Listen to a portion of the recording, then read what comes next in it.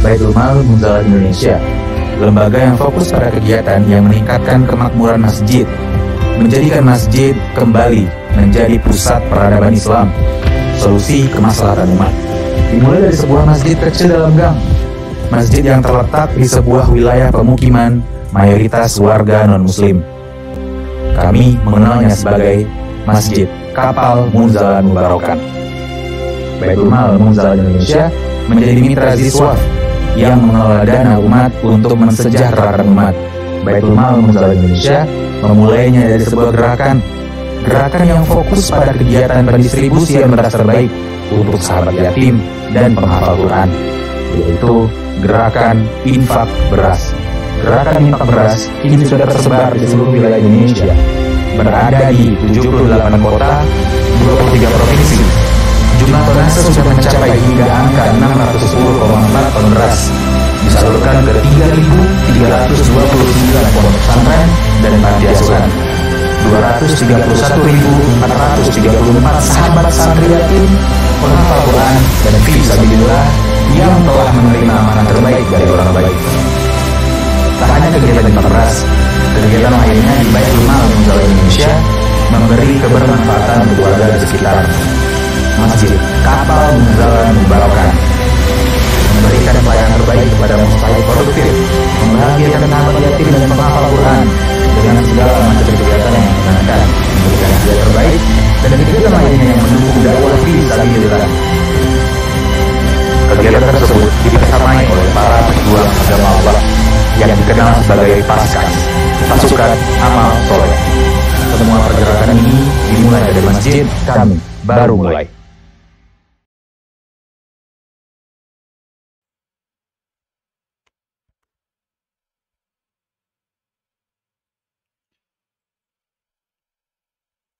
A'udzu billahi minasyaitonir rajim. Bismillahirrahmanirrahim. Assalamualaikum warahmatullahi wabarakatuh. Alhamdulillahirabbil alamin wa bihi nasta'in ala umurid dunya waddin. Wassalatu wassalamu ala asrofil anbiya'i wal mursalin wa ala alihi wa sahbihi ajma'in. Amma ba'du. Abang kakak yang dirahmati Allah Subhanahu wa taala, alhamdulillah pagi hari ini yang cerah, yang Allah telah turunkan hujan berkahnya kepada kita semua. Mudah-mudahan menjadi sebuah keberkahan buat hari ini untuk kita semua.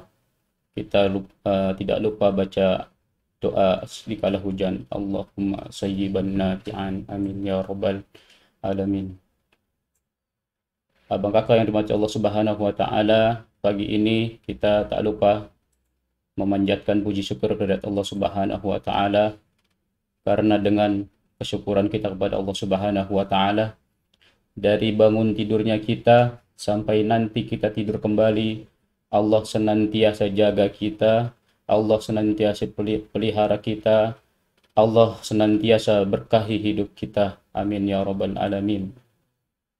Salawat teriring salam tak lupa tercurah kepada baginda Nabi Muhammad sallallahu alaihi wasallam yang kita nantikan syafaat udmahnya di yaumil kiamah nanti. Mudah-mudahan insyaallah kita berada di belakang Nabi kita Muhammad sallallahu alaihi wasallam, satu surga dengan beliau, dan juga dapat menjadikan bonus buat kita masuk ke dalam surganya Allah dengan syafaat udmahnya Nabi kita, Nabi besar Muhammad sallallahu alaihi wasallam.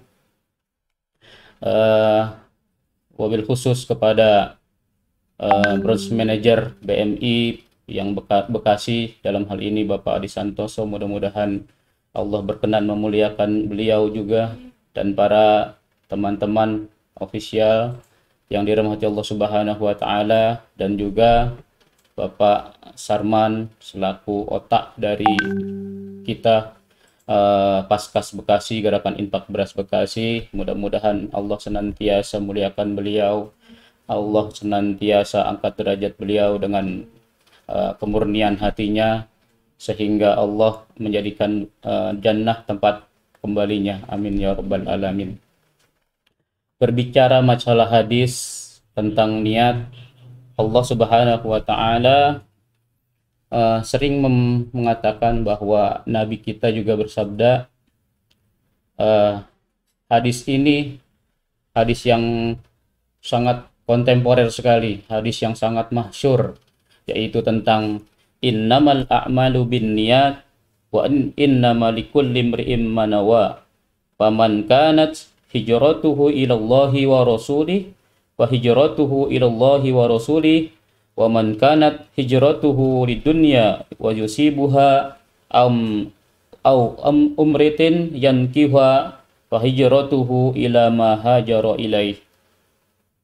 Sesungguhnya setiap amalan tergantung pada niatnya, dan sesungguhnya seseorang hanya mendapatkan apa yang dia niatkan. Maka barang siapa yang hijrahnya karena Allah dan Rasulnya, maka hijrahnya untuk Allah dan Rasulnya. Siapa yang hijrahnya karena mencari dunia atau karena wanita yang dinikahinya, maka hijrahnya kepada yang ditujunya.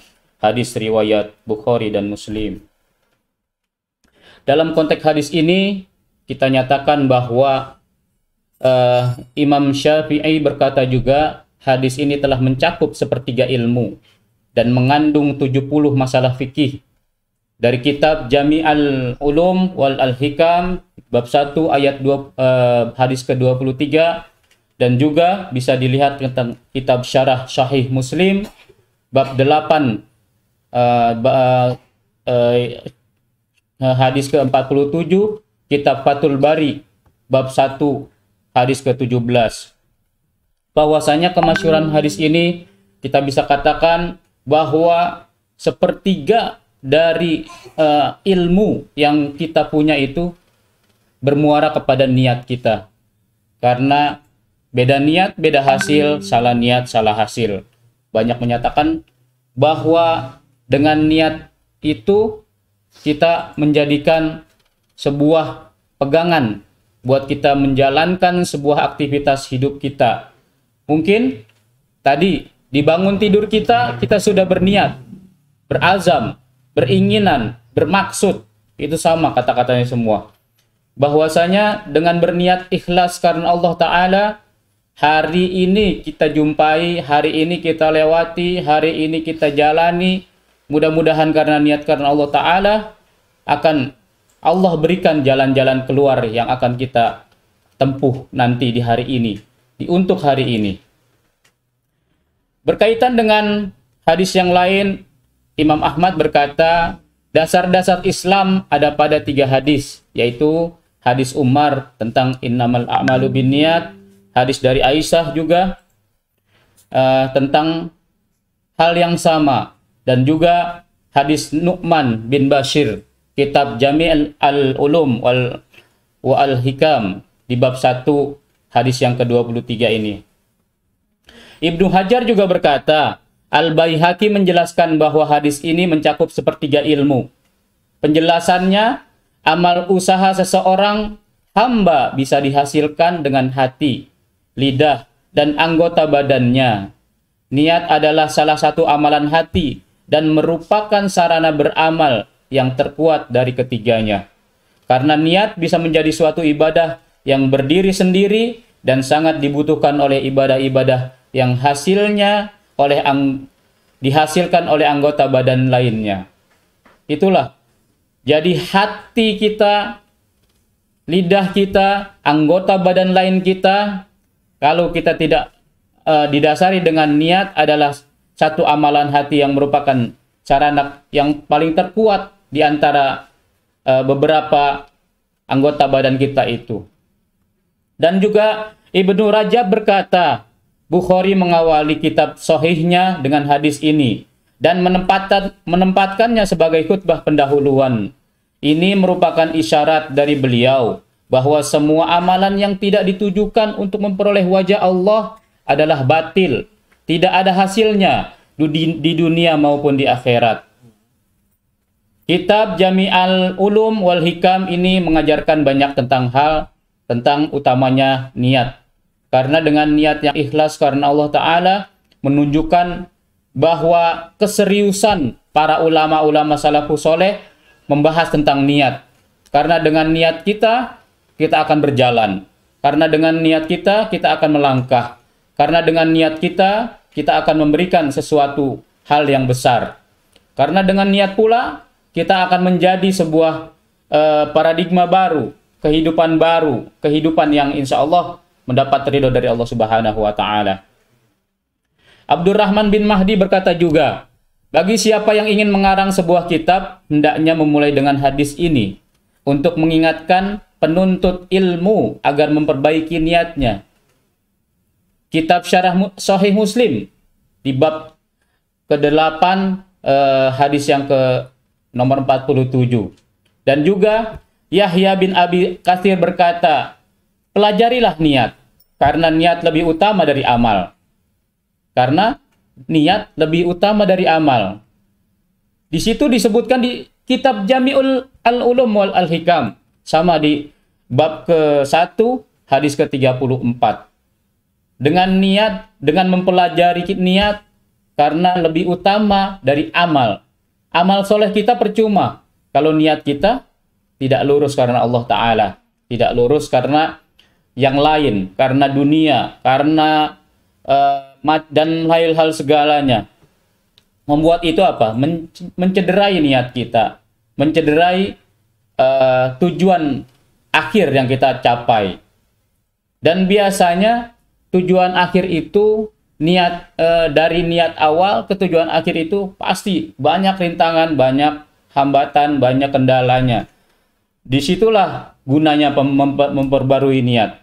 Disitulah kita senantiasa mengajarkan, kita senantiasa berevaluasi, kita senantiasa menjadikan ibroh dari setiap langkah kita, diutamakan dengan niat di awal kita, supaya di akhir kita mendapatkan tujuan yang kita inginkan. Al-Fadil bin Ziyad berkata, aku pernah bertanya kepada Abu Abdullah, yakni Ahmad, tentang niat dalam beramal. Aku bertanya, apakah niat itu? Beliau menjawab, seseorang mengendalikan dirinya ketika hendak beramal, agar tidak menginginkan pujian manusia. Dari kitab Jami'ul Ulum wal Al-Hikam, di bab 1 hadis ke-26. Para ulama juga sering dia berkaca pada kitab ini, kitab Jami'ul Ulum wal Al-Hikam. Semua niat itu dijabarkan di sini. Semua niat itu diperdalam di sini. Pembahasan dari awal hingga akhir, berniat, bermula, berkesungguhan supaya setiap agenda kita, setiap langkah kita, Allah berikan jalan-jalan keluar yang baik dengan apa? Dengan memperbarui niat-niat yang ikhlas karena Allah Ta'ala. Dan juga Mutatarif bin Abdullah berkata, baiknya hati karena baiknya amal, dan baiknya amal karena baiknya niat. Kadang-kadang kita salah jalan tentang niat. Niat kita sudah di awal baik, ternyata tidak sesuai dengan keinginan hati kita, akhirnya niatnya berubah, niatnya berbelok, niatnya berpaling dari yang lain ke yang lain. Itu kadang-kadang apa kita tujuan memperbarui niat itu? Karena sesungguhnya dengan niat yang ikhlas karena Allah Ta'ala, Allah akan berikan jalan-jalan keluar buat kita. Allah berikan kemudahan-kemudahan untuk kita. Allah memberikan segalanya untuk kita di dunia ini. Dengan mengawali dengan niat karena Allah Ta'ala. Abdullah bin Al-Mubarak berkata, bisa jadi amal soleh yang kecil dibesarkan nilainya oleh niat. Bisa jadi amal soleh yang kecil dibesarkan nilainya oleh niat. Dan bisa jadi amal soleh yang kecil dikecilkan nilainya karena niat pula. Abdullah bin Mubarak berkata ini, bisa jadi amal soleh kita nih, kita takut kadang-kadang, kita ngeri, kita pesimis dengan apa yang kita telah lakukan. Karena apa? Karena amal soleh yang kecil dibesarkan nilainya oleh niat kita. Kita berbuat kecil, tapi karena niat kita tujuan karena Allah Ta'ala, itu akan menjadi besar. Dan bisa jadi amal soleh yang besar menurut kita nih, dikecilkan nilainya karena niat pula. Jadi sepertiga dari hidup kita itu ditentukan oleh niatnya. Syekh Abdurrahman As-Sa'di berkata, tidaklah amalan itu bertambah nilainya dan besar pahalanya, melainkan tergantung pada keimanan dan keikhlasan yang terdapat dalam hati pelakunya. Sampai-sampai jika seorang berniat jujur untuk melakukan kebaikan, khususnya apabila berhubungan dengan amalan yang disanggupinya, maka dia sama seperti orang yang melakukannya, sekalipun ia belum melakukannya. Jadi, kita sudah berniat untuk melakukan satu kebaikan, maka Allah sudah catat duluan untuk kebaikan itu. Allah catat kebaikan itu. Tapi kita tidak lakukan kebaikan itu. Kita tidak lakukan. Allah tidak menghapus kebaikan itu. Tetap mendapatkan satu. Beda sama keburukan. Kalau keburukan, Allah belum catat kalau kita sudah melakukannya. Bukan berniat. Melakukannya Allah belum catat. Tapi kalau sudah sampai berhasil melakukannya, maka Allah catat keburukannya. Bedanya dengan niat. Allah Azza wa Jalla berfirman, barang siapa keluar dari rumahnya dengan maksud berhijrah kepada Allah dan Rasulnya, kemudian mati sebelum sampai ke tempat tujuannya, maka dia akan mendapatkan pahala hijrahnya dari Allah Subhanahu wa Ta'ala. Al-Quran surat An-Nisa ayat 100.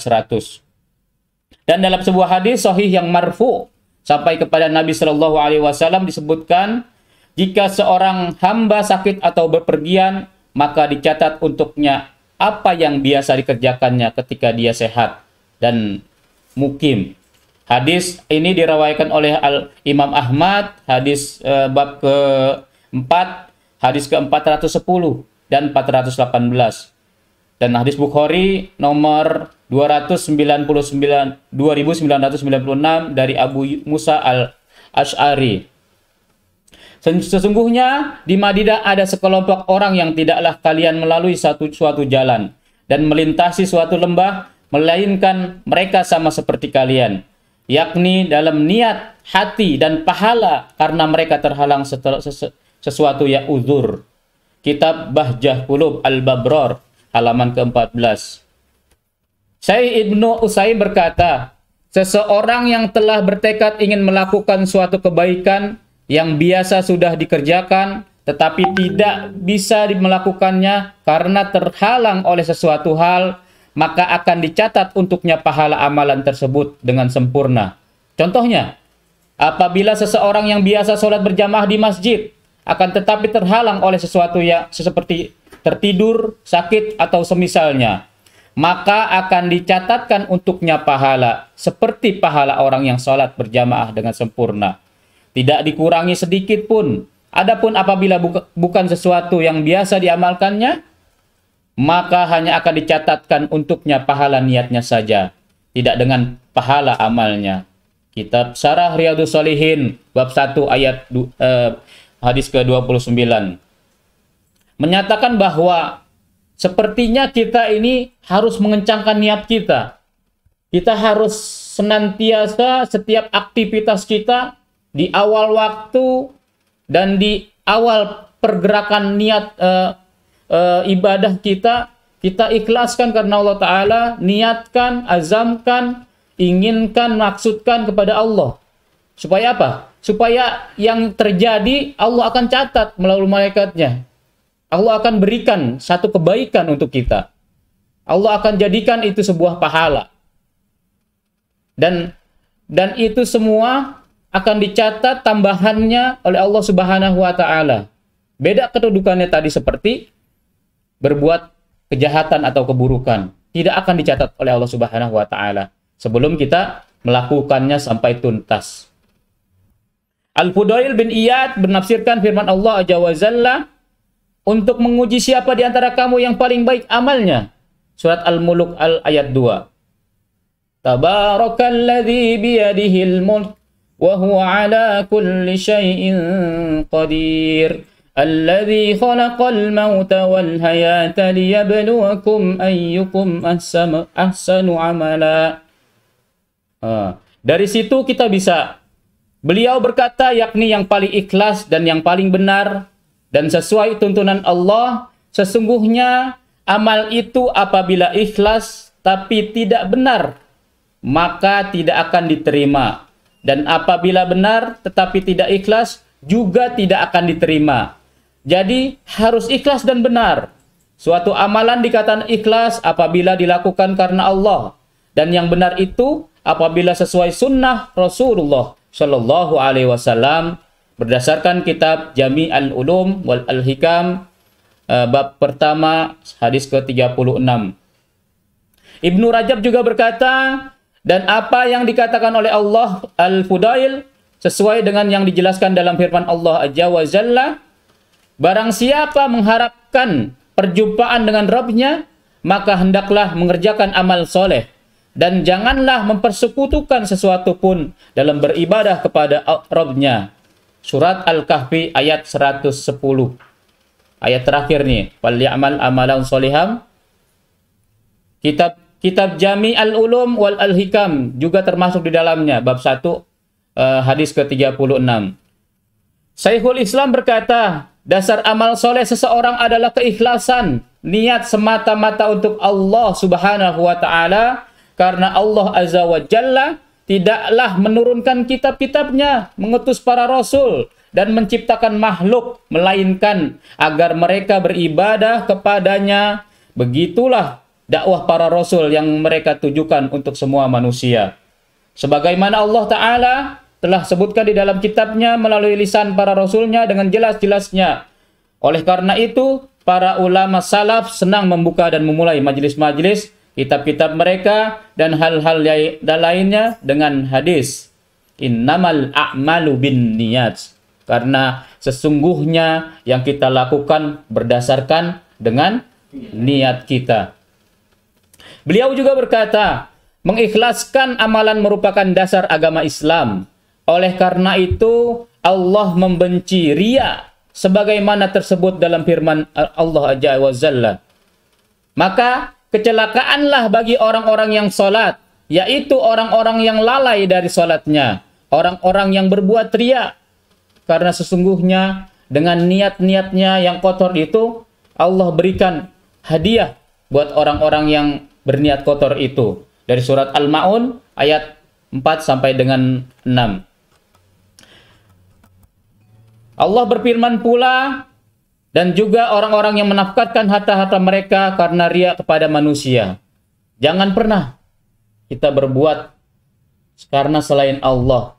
Tujuan kita ikhlas. Semua yang kita nafkahkan, yang kita infakkan di jalan Allah itu tujuannya semata-mata karena Allah Ta'ala. Bukan karena ria-riaan, karena bukan sombong-sombongan.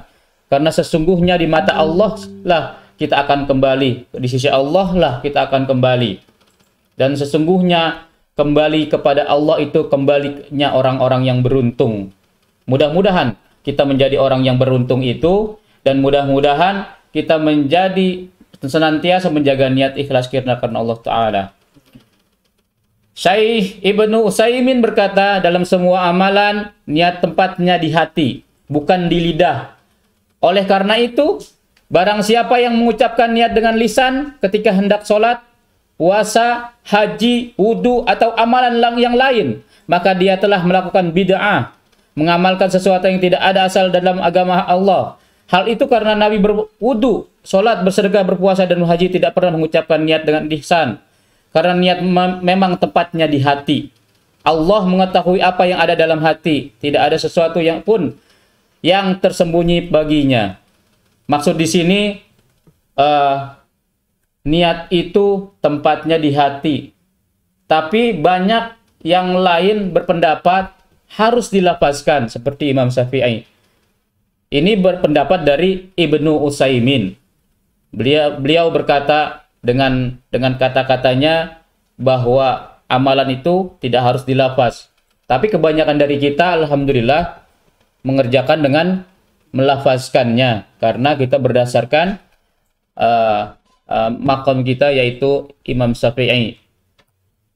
Beliau juga berkata, setiap amalan yang dikir oleh seorang manusia yang berakal dan memiliki kemampuan berikhtiar, maka amalannya mesti bersumber dari niat. Tidak mungkin orang yang berakal lagi memiliki kemampuan berikhtiar mengerjakan suatu amalan tanpa niat. Karena sesungguhnya niat itu segala-galanya, sepertiga dari tujuan hidup kita. Dan barang siapa tidak memulaikan dengan niat, maka tidak ada faedahnya dalam sebuah kegiatan kita, dalam sebuah usaha kita, dalam sebuah keridhaan kita kepada Allah Subhanahu wa taala. Niatnya itu tepatnya di hati, tidak di lisan, tidak di apa? Yang lain-lain, karena sesungguhnya penyimpan niat itu yang besar itu dari otak kita ke hati. Dan juga yang lain, Syekh Ibnu Utsaimin berkata, dan wajib atas seseorang mengikhlaskan niat kepada Allah dalam seluruh ibadahnya, dan hendaklah meniatkan ibadahnya semata-mata untuk mengharap wajah Allah dan negeri akhirat. Inilah yang diperintahkan Allah Azza wa Jalla dalam firman-Nya. Padahal mereka tidak disuruh kecuali supaya menyembah Allah dengan memurnikan ketaatan kepadanya. Surat Al-Bayyinah ayat 5. Dan Syekh Abdurrahman As-Sa'di berkata, hadis Umar yaitu, innamal a'malu binniyat adalah timbangan bagi amalan batin yang tersembunyi. Sedangkan hadis Aisyah yakni adalah timbangan amalan lahir yang tampak. Kitab Bahjah Qulub Al-Abrar halaman 10. Jadi niat itu ada dua klasifikasi. Yang pertama niat karena Allah Ta'ala yang sering kita mungkin sudah menjalankan banyak setiap momen kita kepada ibadah, keseharian kita senantiasa niat ikhlas karena Allah Ta'ala. Dan kadang-kadang juga terbesit karena dalam berjalannya waktu niat itu berubah menjadi sebuah persekutuan kepada Allah Subhanahu wa taala. Dunia yang dicari, dunia yang dikejar, dunia yang jadi segala-galanya. Dengan niat yang ikhlas karena Allah Ta'ala, mudah-mudahan kita menjadi hamba-hamba yang pandai bersyukur, hamba-hamba yang senantiasa dijaga oleh Allah Subhanahu wa Ta'ala, dan mudah-mudahan kita tergolong kepada golongan hamba yang niat ikhlas karena Allah Ta'ala. Allahu a'lam bishawab.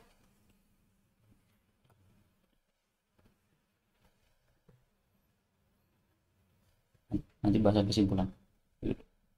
Lanjut.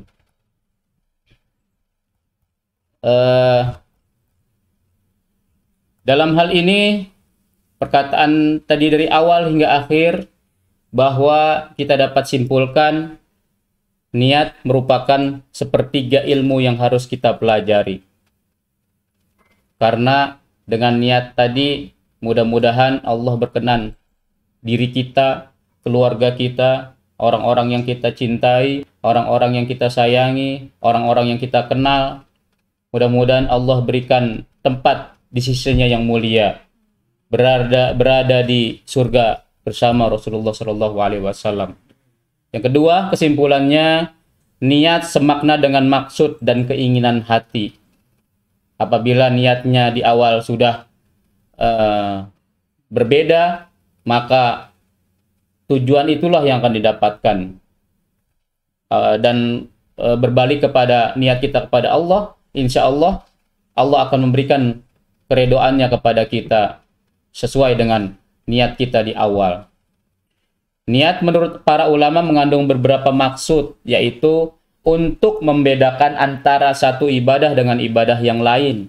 Seperti antara sholat fardu dengan sholat sunnah, untuk membedakan antara ibadah dengan adat kebiasaan, seperti antara puasa ibadah dengan puasa diet.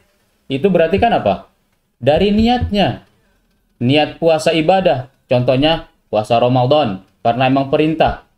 Dan ada juga orang yang menjalankan puasa karena ingin apa? Ingin wajahnya mungkin, ingin tubuhnya lebih langsing, karena sarannya untuk berniat selain kepada Allah Subhanahu wa Ta'ala. Untuk membedakan yang dituju dalam ibadah Apakah yang dituju Allah semata atau selainnya semata? Atau Allah tapi dengan selainnya? Hakikat niat adalah bagaimana seseorang menguasai dirinya agar tidak menginginkan pujian manusia ketika hendak beramal. Dan bahasan tentang memperbarui niat ini sangat, subhanallah, kita dijaga terus sampai nanti akhir hayat kita. Allah senantiasa berikan keridhaan kepada kita. Semua amalan selalu bersumber dari niat. Setiap orang akan memperoleh balasan dari apa yang telah diniatkannya. Bila niatnya baik, akan memperoleh pahala kebaikan. Dan bila niatnya jelek, akan memperoleh balasan kejelekannya, keburukannya. Besar kecilnya niat suatu amal soleh dipengaruhi oleh niatnya. Niat tempatnya di hati, siapa yang mengucapkannya berarti telah jatuh kepada yang lain. Selain. Oke. Terakhir, berniat untuk berbuat, berniat karena Allah, berniat. 3 niat yang harus dihadirkan setiap kali kita hendak melakukan perbuatan. Berniat untuk berbuat, berniat karena Allah, berniat karena ingin melaksanakan perintah Allah. Kata kuncinya, 3 itu berniat untuk berbuat. Biasanya kita di musim hujan ini kadang-kadang kita mager juga gitu kan. Berniat tidak langsung berbuat, malah tiduran, leha-leha. Yang pertama kita harus berniat untuk berbuat. Yang kedua, berniat karena Allah. Yang ketiga, berniat karena ingin melaksanakan perintah Allah Subhanahu wa Ta'ala. Wajib bagi kita mengikhlaskan segala ibadah untuk Allah semata, karena ibadah menjadi tujuan diciptakannya manusia, diturunkannya kitab-kitab, dan diutusnya para rasul-rasul Allah Subhanahu wa Ta'ala. Oke, dari sini ada yang mau bertanya tentang mensucikan niat, memperbaharui niat itu?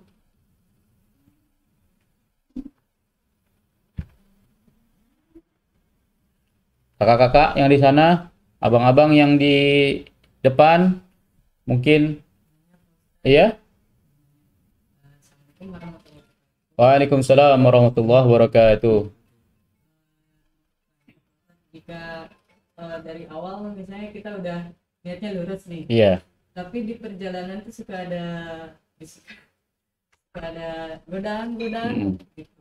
Ini itu gitu. Iya. Nah, gimana caranya supaya kita tetap kembali lagi ke niat yang awal gitu, tidak tergoda ke yang lain-lainnya gitu. Seperti itu, mempertahankan niat. Itu aja, Pak. Oke. Terima kasih dari Kakak Kholis. Jadi niat itu kadang-kadang kita tergoda di perjalanan salah satu rutinitas kita, perjalanan hidup kita mungkin itu di awal kita sudah berazam, niatnya kuat karena Allah Ta'ala. Ternyata di tengah, mungkin di hampir penghujung, tiba-tiba kita tergoda dengan yang lain gitu kan. Gimana solusinya gitu? Solusi apa yang bisa kita lakukan dengan tetap menjaga niat yang suci dari awal? Ada 3 yang harus kita pahami tentang memperbaharui niat itu. Yang pertama, kita harus pahami dulu. Di awal kita sudah paham tentang apa itu niat, gitu kan? Niat itu penentu amal diterima atau tidak. Takutnya kita setelah tidak lurus lagi di tengah-tengah, kita harus paham, ya Allah, kita harus beristighfar kepada Allah Subhanahu wa Ta'ala. Apakah niat kita sudah masih tulus seperti di awal? Apakah sudah modus tentang dunia? Itu.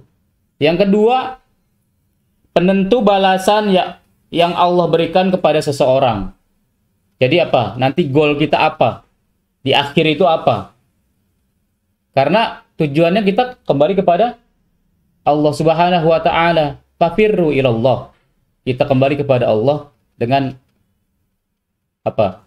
Ya ayyatuhan nafsul mutmainnah.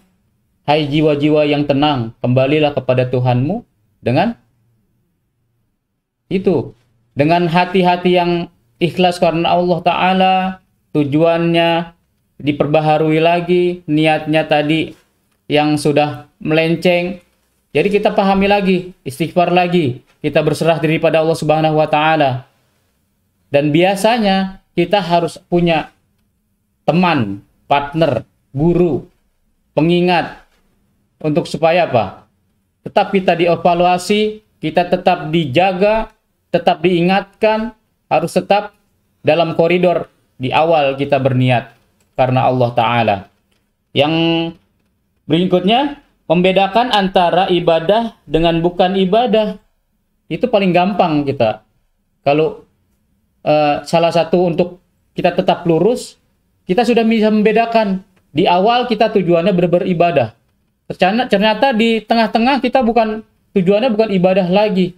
Tujuannya lain. Itu berbeda. Jadinya dengan pembeda itu nanti kita teringat lagi tentang tujuan awal kita. Mungkin itu bahasan yang paling mendasar tentang niat. Supaya kita paham dan kita esensi niat itu dalam hati itu diazamkan. Setelah diazamkan baru bertawakal kepada Allah. Fa iza azamta fatawakkal 'ala Allah. Setelah kita azamkan, kita bertawakal, kita berserah diri pada Allah Subhanahu wa taala. Supaya apa? Supaya niat di awal itu tidak melenceng-melenceng. Karena kita butuh Allah dalam hal ini, yang menjaga kita, yang melindungi kita, yang membersamai kita. Karena dengan itu semua kita terjaga, niat kita terjaga. Insya Allah di hadapan Allah Subhanahu wa taala. Mungkin itu penjabarannya, insya Allah berkenan. Allahu a'lam bishawab.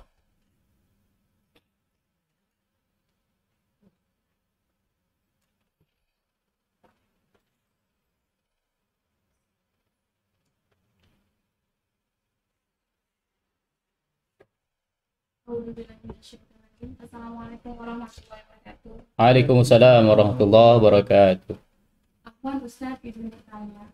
Kadang-kadang kita sudah berniat baik sama orang lain, berbuat baik untuk orang lain, tapi orang lainnya itu malah tidak baik sama kita.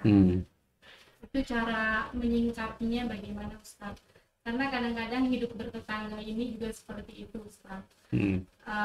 Dengan tetangga yang satu, masalah sampah saja jadi ribut. Gitu Ustaz. Jadi untuk menyingkapi, kita sudah berbuat baik dengan orang lain, tapi penerimaannya ternyata tidak baik untuk orang lain. Itu saja Ustaz. Terima kasih. Assalamualaikum warahmatullahi wabarakatuh. Waalaikumsalam warahmatullahi wabarakatuh.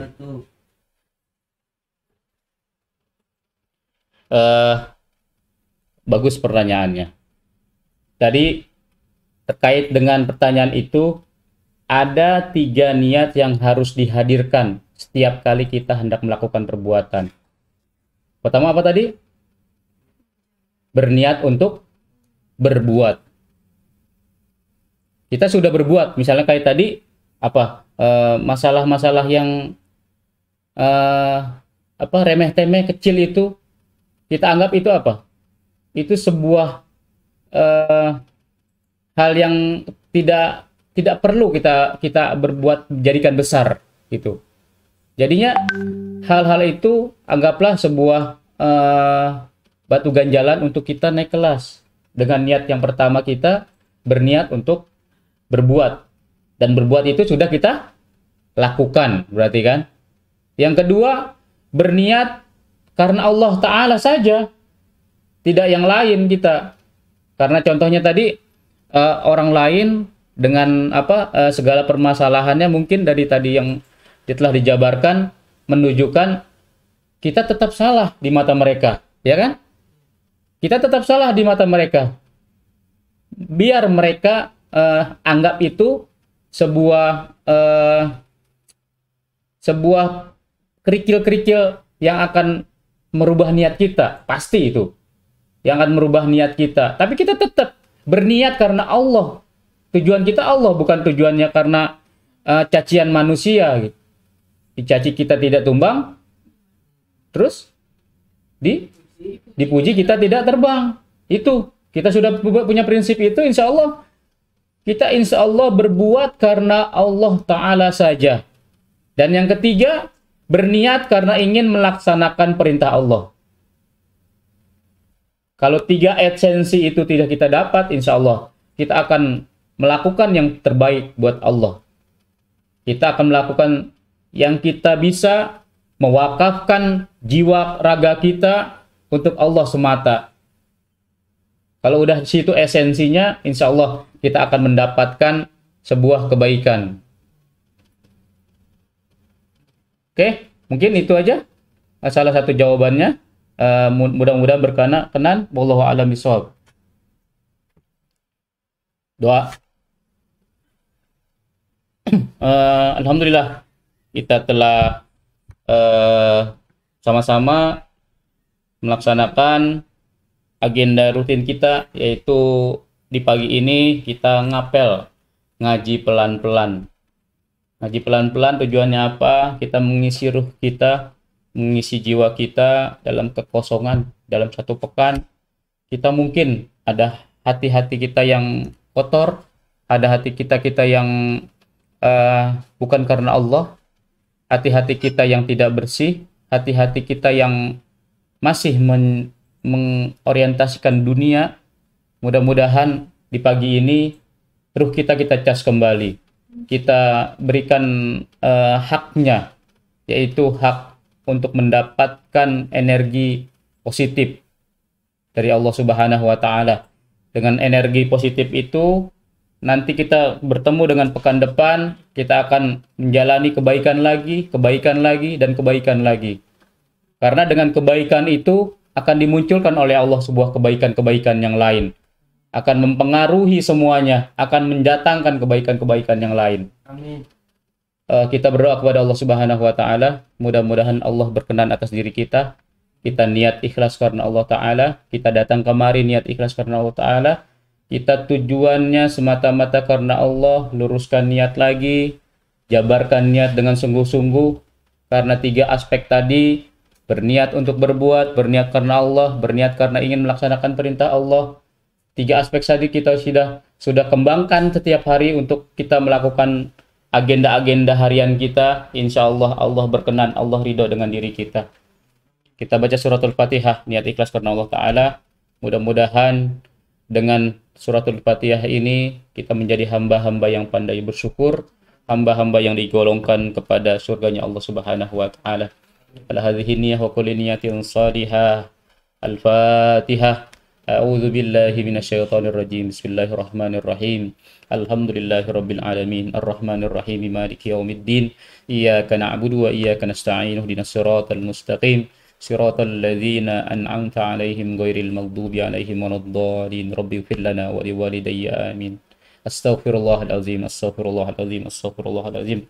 Allahumma salli wa sallim ala sayyidina Muhammadin fil awwalin wal akhirin wa sallim wa radiyallahu tabaraka wa ta'ala an kulli sahabati rasulillahi ajma'in. Allahumma ja'alna hadha jam'an marhuma wa tafarruqana min ba'di tafarruqan ma'suma. Allahumma ja'alna hadha jam'an marhuma wa tafarruqana min ba'dihi tafarruqan ma'suma.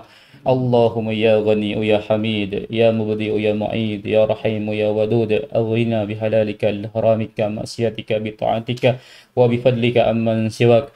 Allahumma inni a'udzu bika minal hammi wal hazan wa a'udzu bika minal adzi wal kasal wa a'udzu bika minal jubni wal bukhl wa a'udzu bika min ghalabatid daini wa qahrir rijal. Allahumma afini fi sam'i sam'i, Allahumma afini bi basari, Allahumma afini fi sam'i, Allahumma afini fi basari, Rabbana ighfir lana dzunubana wa illam taghfir lana wa tarhamna lanakunanna minal khasirin. Rabbana atina min ladunka rahmatan wa hayyi lana min amrina rasyada. Rabbana atina fid dunya hasanah fil akhirati hasanah wa qina adzaban nar wa adkhilnal jannata ma'al abrar ya aziz ya ghaffar ya karim ya sattar. Subhana rabbika rabbil izzati amma yasifun wa salamun alal mursalin walhamdulillahi rabbil alamin. Al-haqqu min rabbika fala takunanna minal mumtarin. Yang benar itu pasti datangnya dari Allah Subhanahu wa taala. Yang salah dari saya pribadi, kurang lebihnya mohon maaf. Wal afu minkum. Assalamualaikum warahmatullahi wabarakatuh. Waalaikumsalam warahmatullahi wabarakatuh.